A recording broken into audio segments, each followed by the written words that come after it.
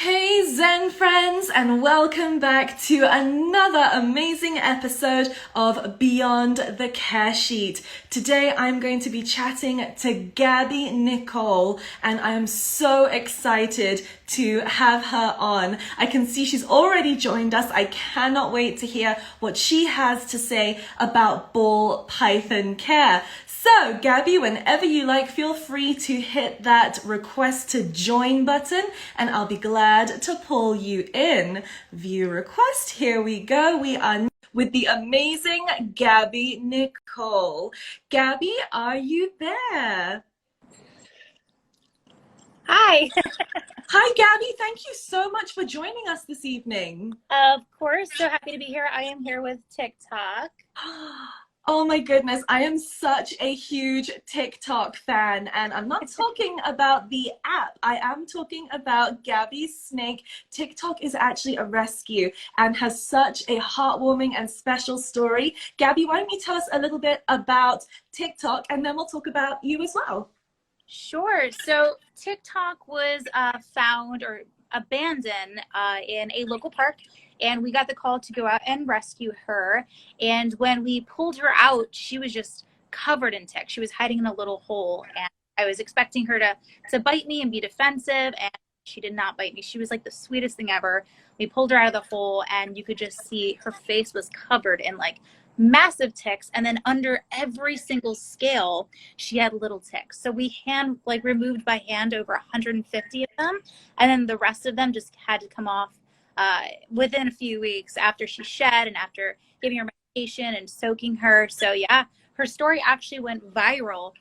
The dodo shared it. She got like millions of hits on the actual app TikTok, which is why we named her TikTok. And yeah, she's just a sweetheart, and she has lots of fans. Oh, I'm certainly one of her fans. I just felt so sorry for her when you first brought her in. And Gabby, that actually leads on so nicely to my next question, which is please tell us a bit about yourself, because for those who are just joining in and those who are some of our Zen friends, you might or might not be familiar with Gabby Nikolle and some of the rescue work that she does. Please tell us a little bit about what you do. Sure. So I've been involved in animal education and just rescue for about 10 years now. And I moved to Florida 4 years ago from New York. And that's really when I got like super involved in rescuing animals. So I do a lot of alligator rescue in Florida. And then I basically run an animal rescue for my house. So we have rescued birds, a rescued pig, rescued snakes. So we do just a lot of animal rehab, rescue, and education. That is so amazing, and I'm sure that there are plenty of animals that are so thankful to your efforts. I also know that you do a ton with alligator rescue, which is obviously a huge deal out in Florida. You do tons of amazing stuff as you're a gator girl, and you also work with Chris Gillette. So that's really, really exciting. I can't thank you enough for being with us this evening. Would you be cool to answer a couple of questions for us this evening? Absolutely. Wonderful. Well, please tell us what drew you, first of all, to ball pythons. I think that ball pythons are some of the the sweetest snakes, the best ambassador snakes, and I feel like they're overlooked a lot just because everybody has one, you know. So a lot of people just they care about the morphs. There's so many different like beautiful, but I feel like the normals are just really overlooked. And I make such great pets and such great education animals. So that's why I love them. Oh, they're just absolutely amazing. I also have my ball python car, who I've had for about 15 years now, and she's just absolutely amazing. It's amazing how just how versatile and robust they are. They can withstand so much, which also leads a lot of people not to realize that their snake is actually not thriving as well as they could be. So it's really great that we're having this chat just to answer a couple of questions that our viewers have and some of their queries.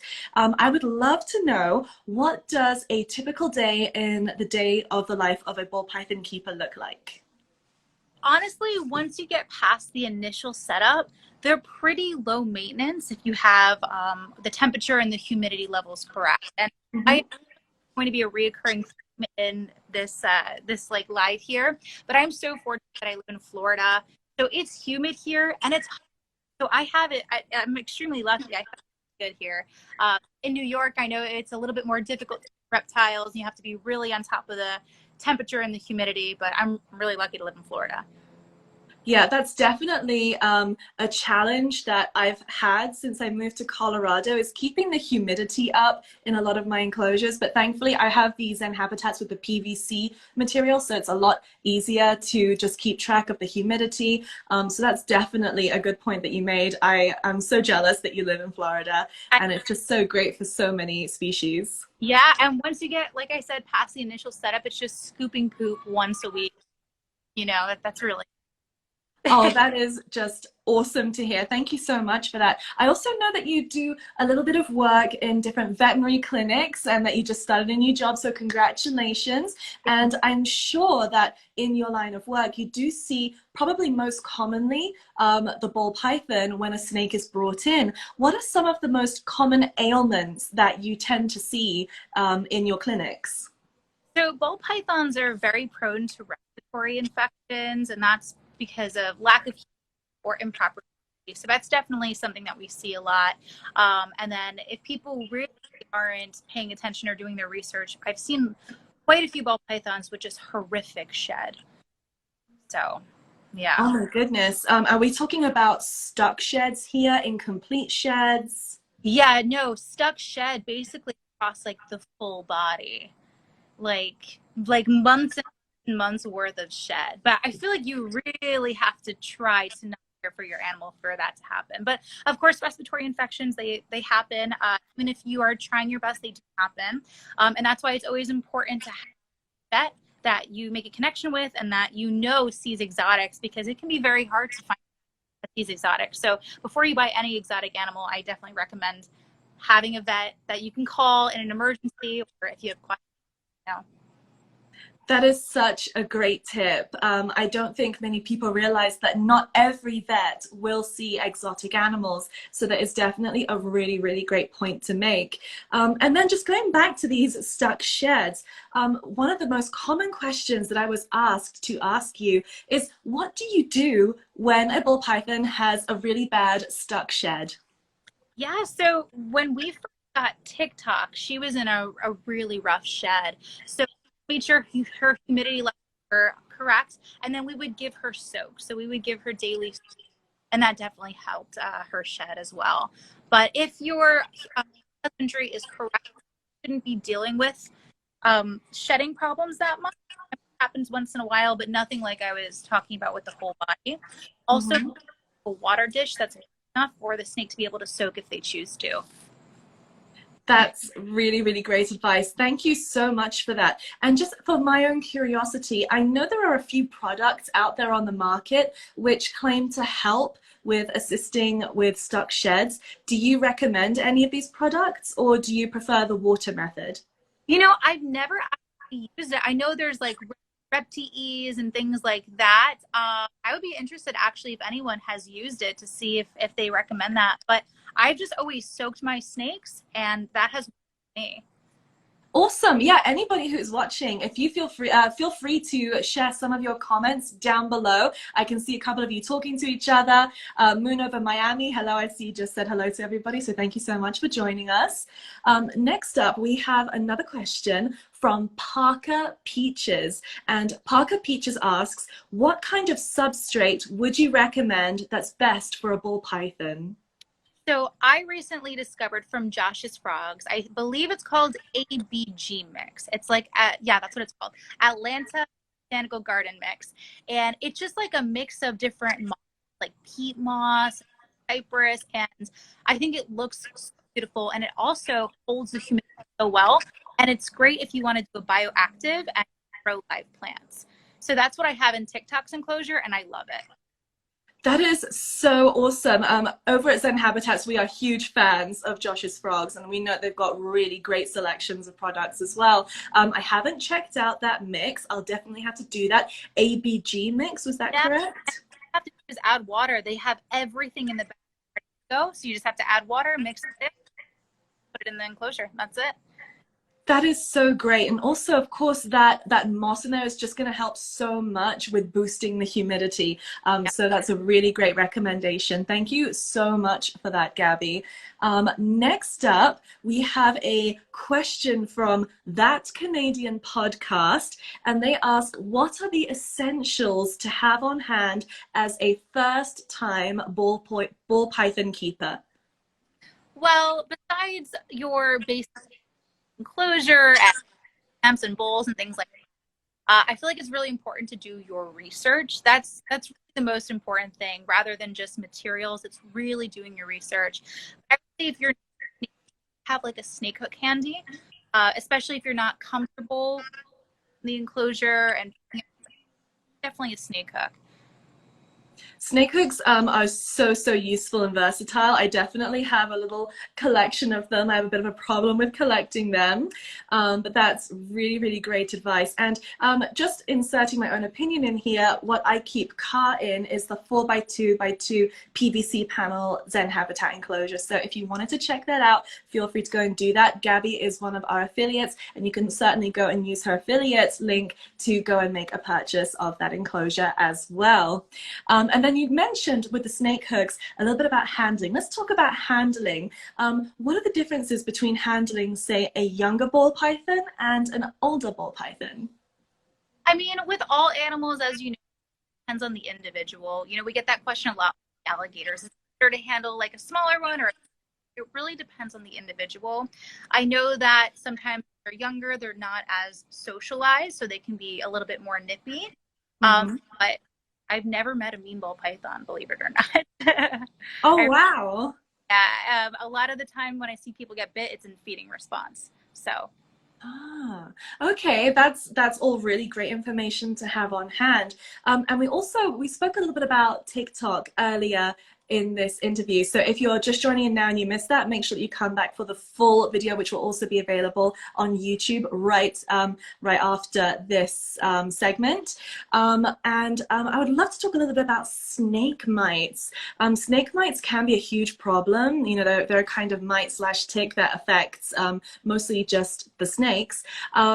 What's a good way to identify them and a good way to get rid of snake mites?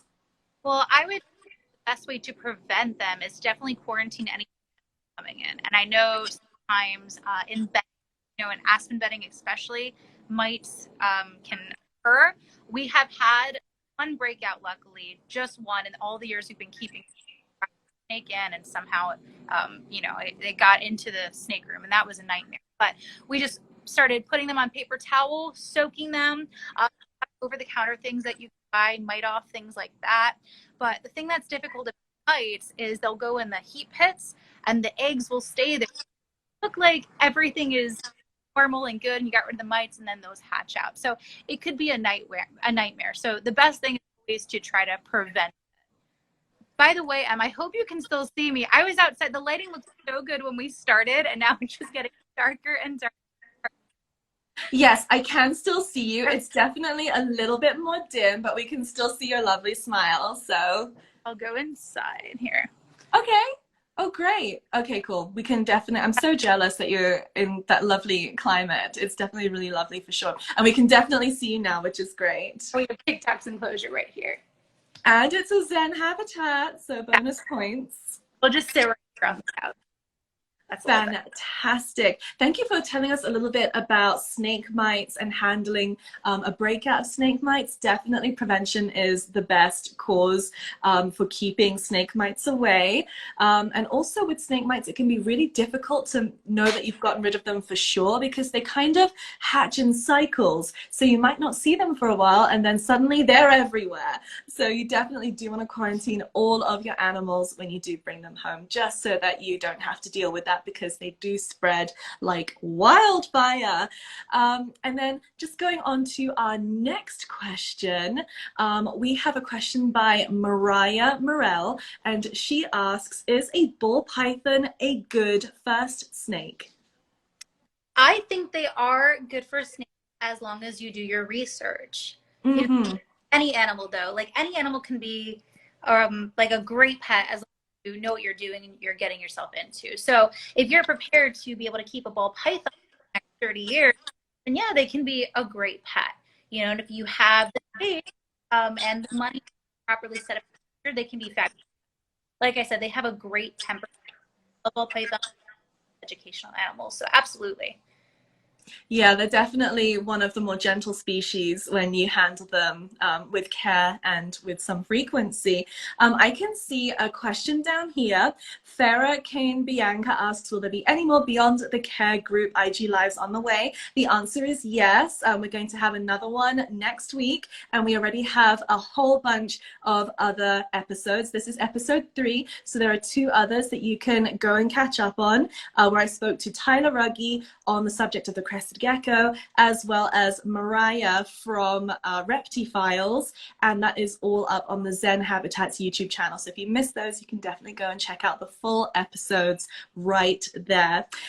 Next up, we have a question from DJ Castellane, and they ask, is it better to house multiple ball pythons together or alone in a properly sized enclosure?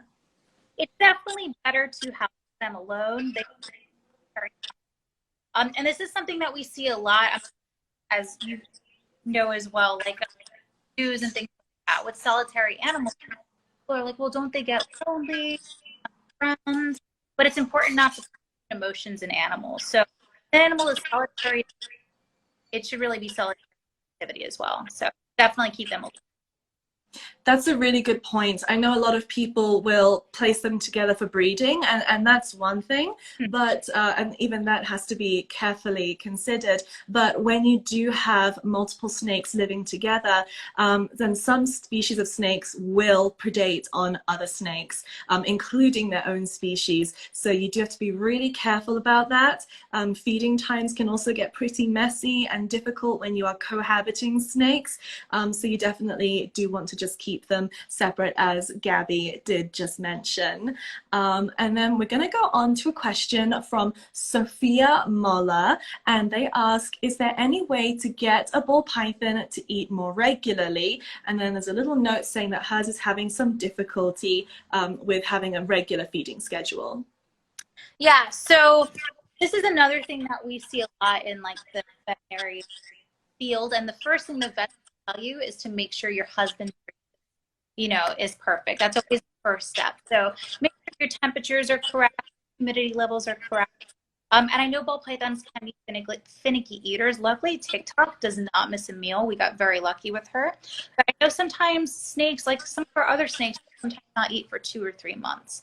So as long as their body condition looks okay and they don't look too skinny, remember, in the wild, they're going to eat regularly as well. And just when they do eat, make sure you're feeding them the proportionate, the right size meal for their body. You don't want too small or too large. Mm-hmm. That is husbandry. Mm-hmm. That's a really, really great point for sure. I think some people, when they first bring home, especially their first snake, are a little bit confused as to what size prey. Would this yearling eat a rabbit? Would it eat something the size of a gerbil? I think it can get a little bit difficult. Is there a general rule for what size prey one would feed a ball python? Yeah, so when I was first starting to work with snakes, when you feed them, you want to see a little on the side, so you want it just a little thicker than your body. Awesome. Thank you so much for that. And there are 2 options. Some people like to feed live and some people like to feed frozen thawed. I'm personally a big fan of frozen thawed because it's so much safer for the snake. But is there a difference nutritionally? I don't think so. I'm not into keeping venomous, but I hear with venomous snakes, it is important for them to eat live just because their venom break down the organs and things like that. But as far as I know, nutritionally, frozen thawed for non-venomous snakes versus live, it's pretty much the same. So I am a huge frozen thawed fan. All of our snakes eat frozen thawed. Haven't had any problems. And like you mentioned, the live mice, rats can hurt your snake. So Oh, absolutely. So for me, it's just not worth the risk unless an animal is really on death's door and just is not acclimating properly to feeding frozen food. Then sometimes you do have to make an exception. But again, lots of heavy supervision if you are ever feeding live. We have a question right here from someone who's watching us live, Jay Kalev or Jay Kolivi. I'm sorry if I just butchered your name. What is the best way to familiarize and bond with a new snake? Well, if you're just purchasing it, any animal, I think it's important to let it settle first. So either a couple days or a couple weeks after the snake is comfortable so you're not causing any stress. And then as far as handling, I was always taught just be the tree. So you want the snake to feel comfortable. You don't want to restrain it or anything. You want it to move freely. Like, look how relaxed it is, you know? So you really just want to just be the tree and let the snake come to you and slither all over you freely. You don't want to stress it out while you're interacting with it. Oh, for sure. And that is such a great rhyme for those who are looking to bond with their snakes and who want to get them familiar. Be the tree. You need to get merch, like Florida's Wildest merch with that, because that is so great. Thank you. Awesome. And then next up, we have a question from Caleb Kamen, who I know has joined us on multiple lives. So thank you so much for being such a great supporter of Beyond the Care Sheet. Can ball pythons be fed chicken legs? I wouldn't recommend it.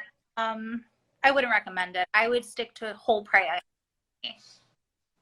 That's, I think, a really good way to go. Although some people might get confused with that as well, because now we have on the market amazing Reptilinks, for example. But those, I would assume, are nutritionally balanced with a lot of research behind them. But typically speaking, whereas some animals and some reptiles might take pieces of an animal, certainly the ball python wants whole prey, and they also need to be able to find the head of a rodent. So that would certainly, I think, confuse ball pythons. And I don't know about TikTok, who doesn't miss a meal, but Car gets very easily confused about what is a head and what is a tail.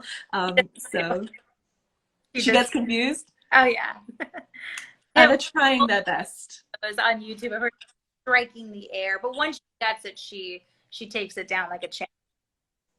Oh, fantastic. Also, for anybody who has joined us live, thank you so much. I can see a whole bunch of you down here who are joining and waving and sending hearts. Thank you so much. If you do have a specific ball python question for Gabby, since she's right here taking time out of her lovely Floridian evening, feel free to ask, and we'll see if we can get around to them.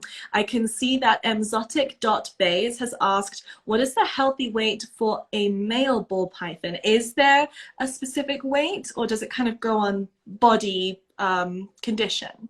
Yeah, I mean, I think both are important. I don't have the numbers off the top of my head, but I'm sure if you just do a quick Google, it's going to tell you right there. But body condition is important. Just like all animals, different sizes. So I've seen really large females and very small females.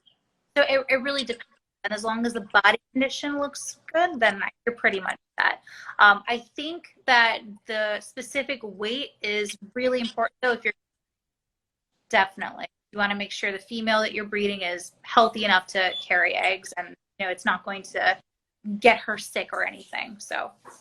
Oh, that's definitely something people have to be so well aware of when they are breeding their snakes. But I would honestly recommend anybody who is keeping any kind of reptile, not just ball pythons, to invest in some really good gram scales, because that way you can really tell when an animal is gaining, or also, just as importantly, losing weight as well. As we know, ball pythons are very notorious for going off their food for a couple of months every now and then, and that can scare a lot of new owners, but there's usually nothing to worry about as long as the snake is not losing weight, especially rapidly. And a good way to do that, since you can't always tell visually, is to have a good set of weighing scales as well. Joanne has asked, what can I do to help stimulate and promote activity for my snake? That is actually a great question.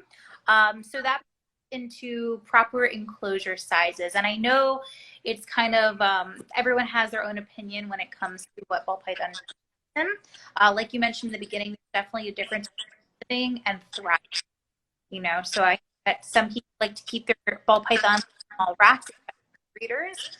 Personally, I'm not a fan. So I have the large, the PVC enclosure from Zen Habitats. I have a very natural background. I have multiple hides, multiple branches.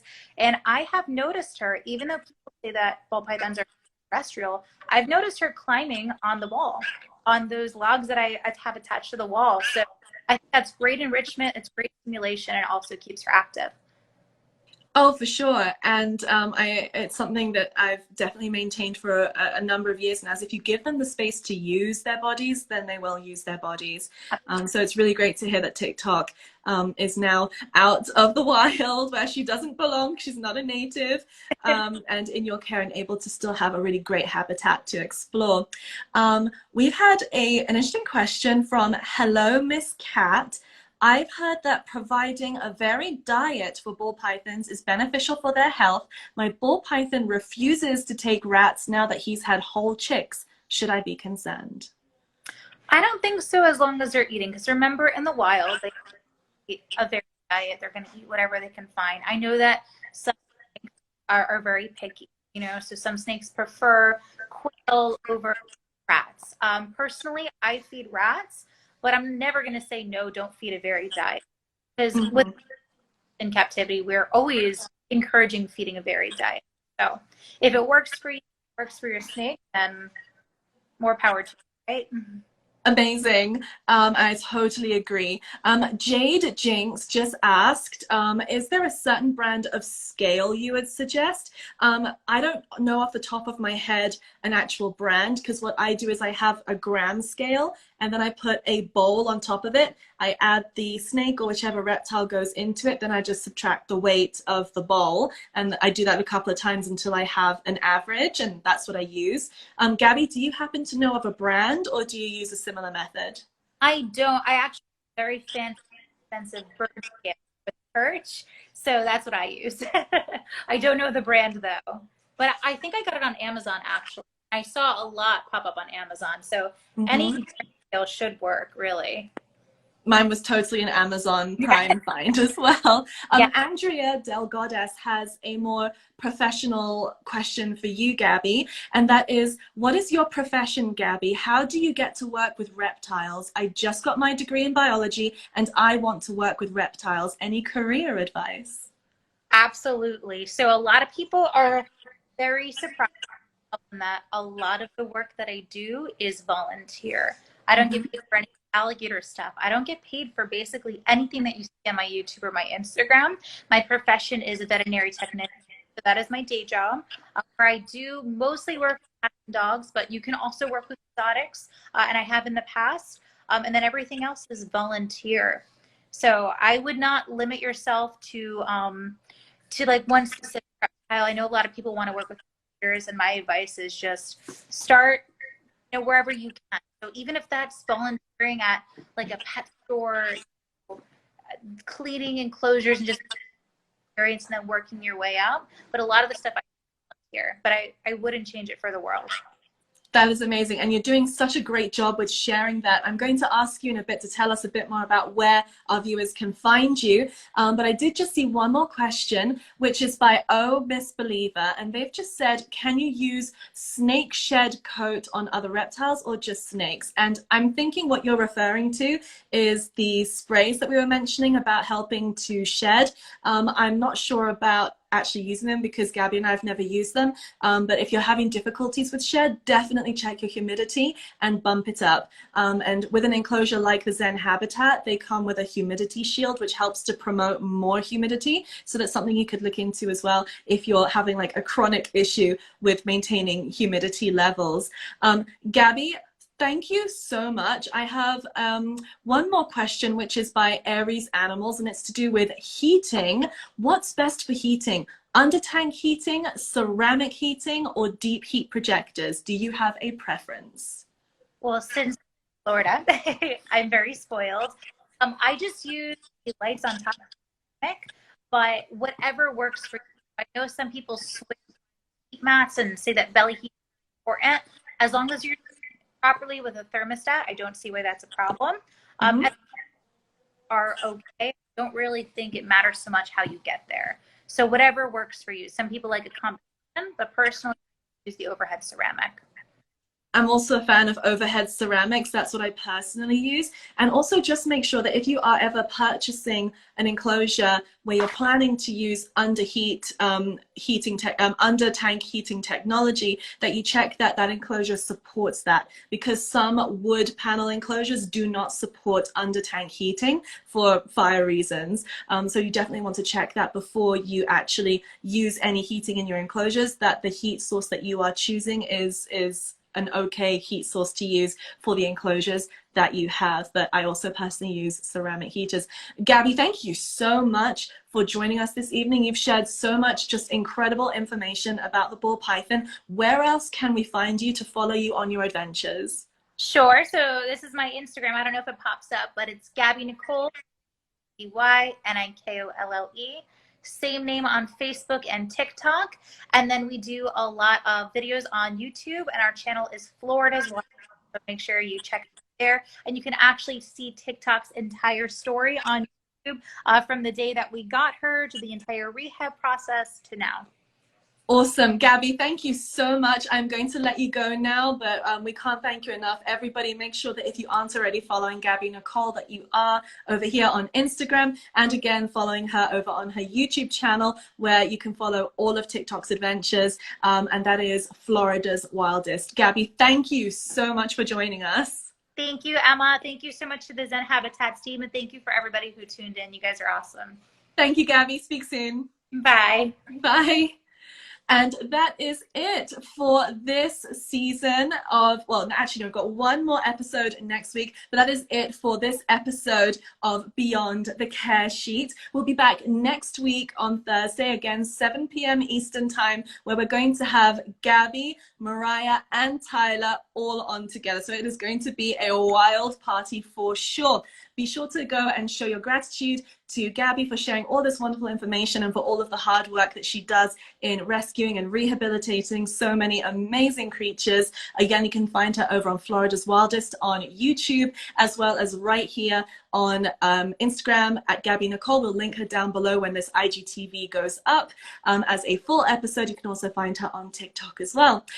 Thank you all so much for joining in. I hope that you'll join us next week for just this awesome, just pet-loving bonanza that we're going to be having. So be sure to follow us for that. And thank you all so much for your participation and for your questions. I hope you really enjoyed this season 1, episode 3 of Beyond the Care Sheet. I will catch you next week. I've been Em. You are watching Beyond the Care Sheet with Zen Habitats, and I will see you all in the next one. Bye.